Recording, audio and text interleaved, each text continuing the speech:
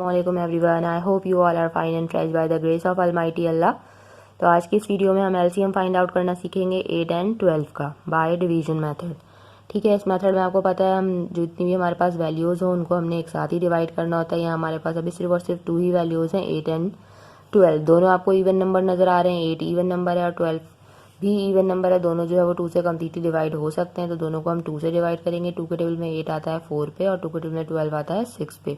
अभी भी दोनों इवन नंबर है, 2 से डिवाइड हो सकते हैं, तो 2 से ही डिवाइड करेंगे। 2 के टेबल में 4 आता है 2 पे और 2 के टेबल में 6 आता है 3 पे। अभी भी ये 2 डिवाइड हो सकता है 2 से, तो 2 टाइम 1 इज 2, लेकिन यहाँ ये जो 3 है ये 2 से डिवाइड नहीं हो सकता, तो हमने इसे ऐसे ही कॉपी कर लिया।